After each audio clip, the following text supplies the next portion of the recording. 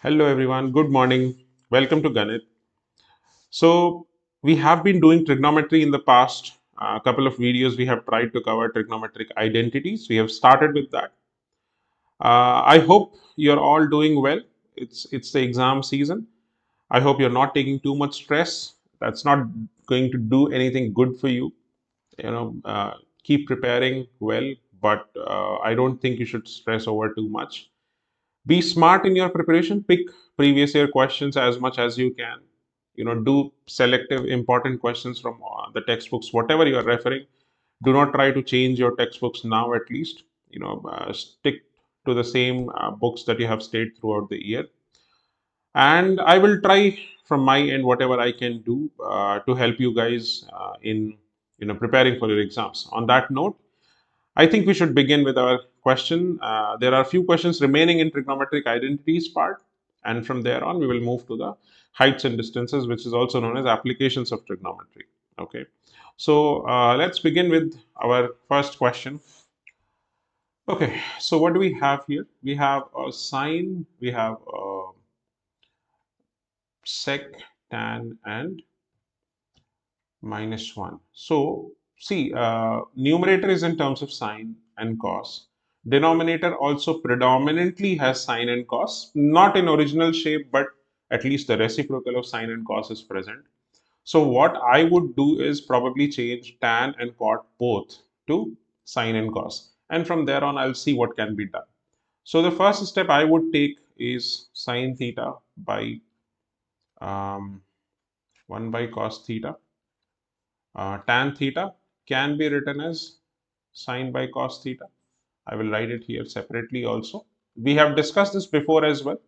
So tan theta is sine by cos and cot theta is cos by sine. This is one of the themes that we had talked about earlier, where we have to change tan and sine by cos and cot and cos by sine. It makes our life easier and helps you in getting the answer quickly, and it could be your correct first step. So be very careful about this. Then we have cos theta over 1 by sine theta, cos theta by sine theta, and minus 1. So we are going to take the LCM in the denominator. Numerator for now we will leave untouched.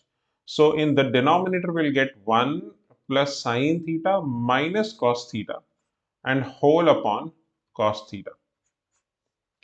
While the second term will have the numerator as cos theta, and then you will get 1 plus cos theta minus sine theta whole upon sine theta this time.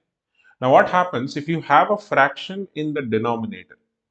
Remember, if you're dealing with a fraction which has a numerator, but in denominator it has another fraction, not a singular term, what happens? The denominator of that fraction, that bottom one, will go up. So this cos theta will precisely go up, and the sine theta in the second fraction. What you will get as a result? Sine theta cos theta upon 1 plus sine theta minus cos theta, and uh, again sine theta will go up from here, so it will again become sine theta cos theta upon 1 plus cos theta minus sine theta. So to re-emphasize my point again, if you notice, I'm doing things which we have done previously in algebra and arithmetic, where we learned how to solve the fractions. Next step that I'm going to do is going to take the LCM, and then from there on proceed forward. The trigonometry is involved, no doubt, but so far I have not used a particular identity as such. I'm just rearranging my terms to make my question look easier and better. Okay. So now if you see, both the fractions have sine theta cos theta in the numerator. So I'm just going to take it out as common. And what do I get? 1 by 1 plus sine minus cos and 1 by 1 plus cos minus sine. Right?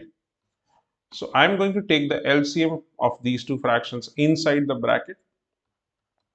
So sine theta cos theta outside the bracket, I have taken it out. And then when we take the LCM, we'll get 1 plus cos theta minus sine theta and plus 1 plus sine theta minus cos theta whole upon these two will be multiplied with each other, right? When we take the LCM, suppose you are doing A by B plus C by D. We have spoken about this earlier as well. What do? You write AD plus BC, but in denominator, what happens? You multiply both the denominators. That's a regular, very standard LCM procedure. I'm not doing anything different that you have not done before, right? So I'm just going to multiply these two. Yes, there are three terms in two brackets, so multiplication does not look very encouraging, but it will slowly start looking more encouraging if you actually do it. Okay, trust me on that. So let's simplify the denominator now. So I'm going to multiply all these three terms with the remaining three terms. Okay, so one multiplication will give me 1 plus cos theta minus sin theta itself. You multiply anything with 1, you get the term itself. Then you multiply sine theta, so you get what? Sine theta plus sine theta cos theta and minus sine square theta. Then you multiply with cos theta, sorry, it will become minus cos theta minus cos square theta and plus sine theta cos theta. So this is your multiplication, okay? Now, a bunch of terms are going to cancel out. So please do not panic at this stage. Yes, there are so much more number of terms. You are dealing with something here which may not look ordinary, which may not look normal stuff, but it will cancel out. A lot of terms will cancel out. You'll see. So sine and sine will cancel out. Minus cos and cos will cancel out. All right. Minus sine and sine will cancel out. Minus cos and cos is going to cancel out. Sine theta cos theta and sine theta cos theta are both positive. So whatever is remaining after all this cancellation and stuff, I'm going to write it here. So I have sine theta cos theta outside the bracket. In the numerator, I only have 2. And in the denominator, I have a 1. I have a minus sine square theta minus cos square theta. And I have 2 sine theta cos theta. By now, you would have already guessed. See, sine square theta cos square theta will give you 1 in itself, right? So what happens? You have 2, you have 1, and then you have sine square theta plus cos square theta. What I did was, both the terms had a minus sign. I took it out. Again, basic algebra stuff. We have done this multiple times in an algebra situation, right? And we have 2 sine theta cos theta here. There is a sine theta cos theta over here as well, right? So 1 and sine square theta cos square theta will cancel out, right? We have a sine square theta plus cos square theta, which is basically 1. So 1 minus 1 is 0. So we are left with 2 by 2 sine theta cos theta. 2 and 2 will cancel out. Sine theta and sine theta, sorry, sine theta cos theta and sine theta cos theta will cancel out. You'll be left with 1, which happens to be your RHS. And that's how we prove this question. So I hope you all understood this question. It had multiple steps, but again, it is related to one of the themes that we have talked about earlier, where we were changing tan to sine by cos and cot to sine by cos by sine. This is what I'm talking about. Okay, so just whenever you solve a question, try and locate a theme. Try and find out if there is a theme present in that question. If there is, then we are at advantage. Okay, rest assured. All right, let's move on to our next question. These questions are super important, guys. These are mostly 4 markers, and they have been asked 2-3 times in board exams before. So you have to understand how the boards think and how they frame their question. Now, the question that we have, if you notice, the right hand side has sine and cos. The left hand side predominantly has sine and cos. There is only one tan here. And whenever you have an odd man out situation, whenever you have a term which is not as per the theme of the question, you should get rid of it. Most of the times, you should try and change it to the remaining theme of the question. And that's exactly what I'm going to do. Something we just did in the previous question. I'm going to change the tan to sine by cos. You would have guessed by now. So this is cos squared theta by 1 minus sine theta by cos theta. Second fraction, I will not do anything to it. The reason is that it is perfectly as per the theme of the question. Everything is in terms of sine or cos. So we are not going to bother it. So in the denominator, we will take the LCM. We will get into the similar situation that we saw in the previous question. There is a fraction. There is a denominator in the denominator. So this cos theta will go up and you will get a cos cube theta by cos theta minus sin theta. And you had a sine cube theta by sine theta minus cos theta. So I will just repeat the term here. I will not do anything because it is perfectly matching with the theme of my remaining question. Now, what is the problem here? I have a cos theta minus sine theta in the first term, and I have a sine theta minus cos theta in the second term. So when you have an a minus b, you can write it as negative of b minus a. We have discussed this before in one of the questions, right? So what we will do, we'll change the sine theta minus cos theta to cos minus sine. But you'll have to take out the minus sign out, and as a result, you will get minus sine cube theta upon cos theta minus sine theta. You have a cos cube theta by cos theta minus sine theta. Okay. So now when you solve this question, what happens? You in both the terms, if you notice, 1 by cos theta minus sine theta is common. Inside the bracket, what will remain? Cos cube theta minus sine cube theta. And not to brag, guys, seriously, but I think you can see the a cube minus b cube reference now in this question as well. So we had discussed this over and over again, that how algebra is super, super important when it comes to solving an identities question. And that's exactly what we are seeing right now. So we have an a cube minus b cube situation. We are going to apply the identity. So cos theta minus sine theta. And what is the formula? A cube minus b cube is a minus b, a square plus ab plus b square. And that's exactly what we are going to do here as well. So we will write cos theta minus sine theta in one bracket. We will have cos square theta plus sine square theta and plus sine theta cos theta in our second bracket. And as a result, what happens? These two brackets being exactly similar to each other, they cancel out. What are we left with? We are left with cos square theta plus sine square theta plus sine theta cos theta.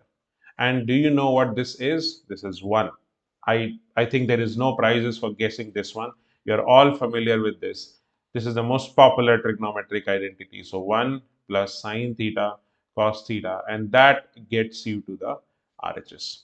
So I hope what you just saw in this question, it emphasizes the point that we have been discussing in the past couple of videos as well. Algebra is super, super important. Please keep going through your algebraic identities as well. I hope you understood this question. I'm going to move on to my next question now. So let's see. Okay, so we have a question here which says sec theta minus tan theta is x. We have to prove that sec theta plus tan theta is 1 by x. Okay, so sec theta minus tan theta is x is what is given to us. So 1 by x will be what? 1 by sec theta minus tan theta. I'm not doing any trigonometry right now. They said x is equals to something. I said, okay, 1 by x will be equals to 1 by something. I'm just doing the reciprocal on both the sides. But can we simplify 1 by sec minus tan a little bit more? We can, I think. So sec theta minus tan theta as a term will do what? Will multiply with sec plus tan in numerator and denominator as well.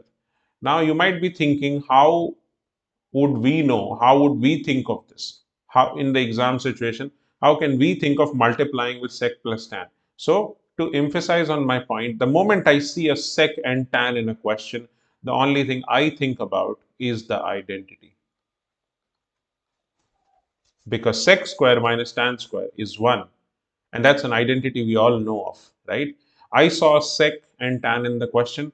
I immediately knew that sec square minus tan square has to come sooner or later in the question.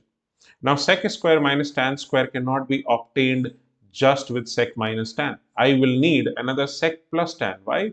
Because a square minus b square is a minus b times a plus b. And that's the rational rationale behind solving this question. That's the reason behind solving this question in this particular way. I'm multiplying with sec plus tan to create a square minus b square using a minus b, a plus b. That's the whole goal. That's the whole motive. Okay. So in the numerator, what do we get? Sec theta plus tan theta. But as you might have guessed by now, the denominator is sec square theta minus tan squared theta, which is nothing but 1. So what we get is sec theta plus tan theta, because this thing is 1 as per the identity. So we have just proven that 1 by x is sec theta plus tan theta. So this was our equation number 1. This is our equation number 2. Now, if you see, the question has something more. The question is asking us something more. They're also asking us to find the value of cos theta and sin theta using the information that we have. So I'm just going to write the equations that I have with me. Sec theta minus tan theta is equals to x, and sec theta plus tan theta is equals to 1 by x. As a result, if I add the two equations, minus tan theta and plus tan theta will cancel out.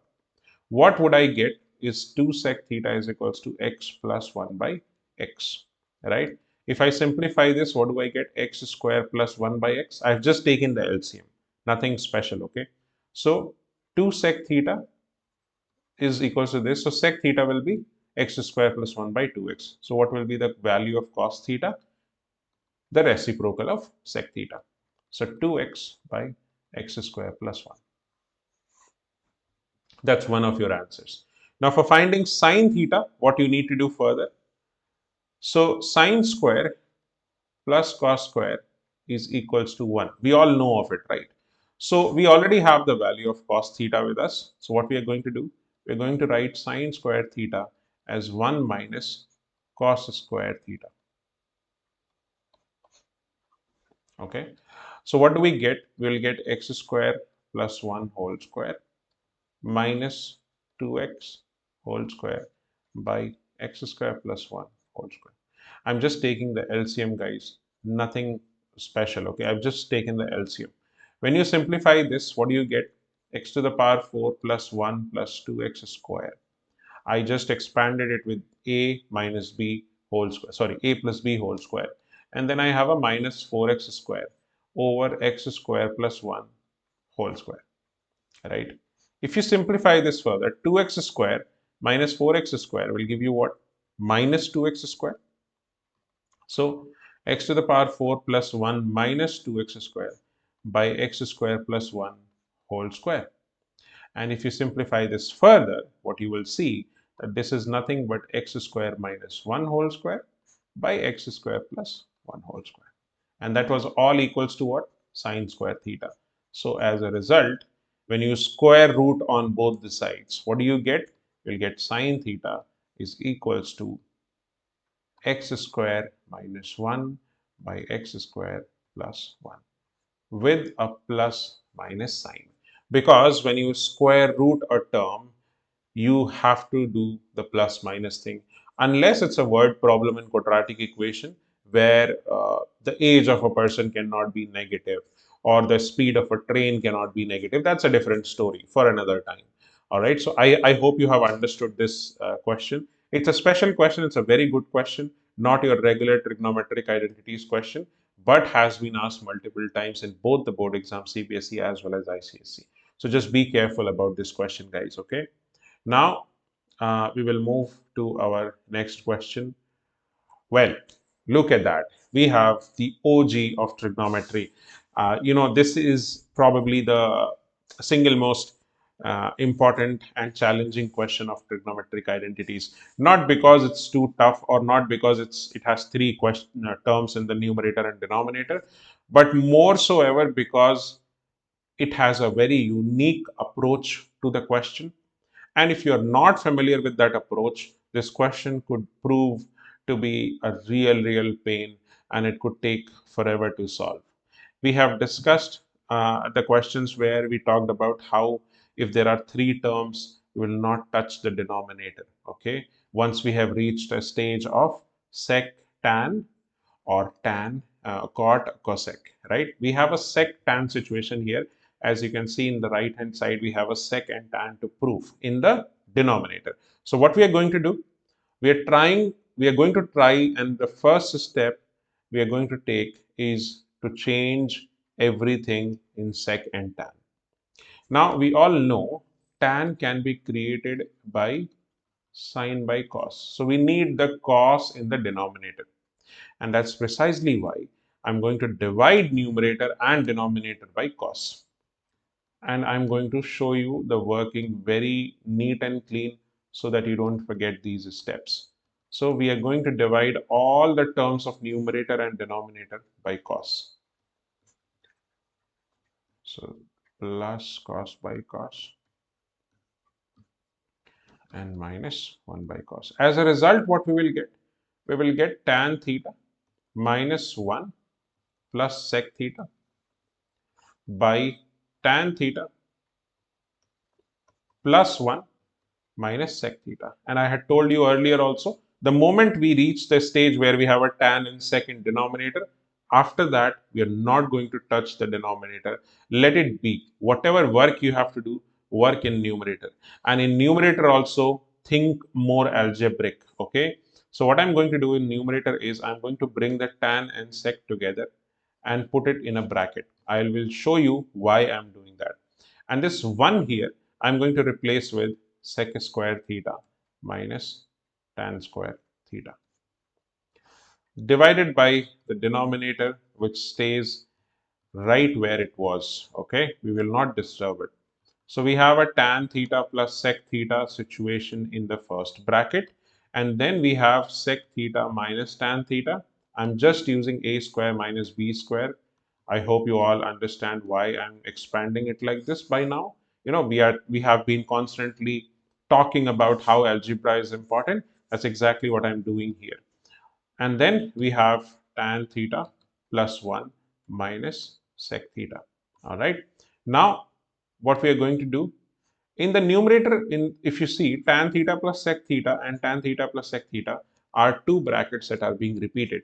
Now, if you remember, in one of our previous questions, we talked about this. If you have x minus xy, what do? We take x common, we are left with 1 minus y, right? So, same thing I'm going to do. We are going to take sec theta plus tan theta as common. And what we are left with is 1 minus sec theta plus tan theta. Why plus tan theta? Because there is a minus here and there is a minus here. So minus and minus will become plus, right? And in denominator, what do we have? Tan theta plus 1 minus sec theta. And that's exactly why you keep your denominator the way it is, because you have these brackets that will cancel out. You can compare, one is positive, one is positive. Sec is negative, and tan positive in both the brackets. The advantage of doing this, nothing with the denominator, is that your numerator will eventually give you a term which is identical to the denominator, and they will cancel out each other. That's the whole fundamental. And what are you left with? Sec theta plus tan theta. But the question is not done yet. You see, there is a denominator, and that is not sec plus tan, it's sec minus tan. So what we are going to do, we are going to multiply with sec theta minus tan theta in numerator and denominator, which we did just reverse in the previous question, where we did multiplication with sec plus tan theta in numerator and denominator. Here we are doing, and it also reiterates the point that I have been trying to make. We just go very flexible in identities. Whatever is needed of us, we just go with the flow. Whatever the question is asking, exactly as per that, we will change and frame our statements, our steps. Okay. Now the numerator gives us what? Sec square theta minus tan square theta, and the denominator will have a sec theta minus tan theta. And as a result, we will get 1 over sec theta minus tan theta. That's our RHS, guys. So I hope I was of some help to all of you in trigonometric identities. This pretty much wraps up our topic. It doesn't mean that I'm not going to bring some more questions on trigonometric identities. But for now, we are closing the topic. We have covered as many previous year questions as possible.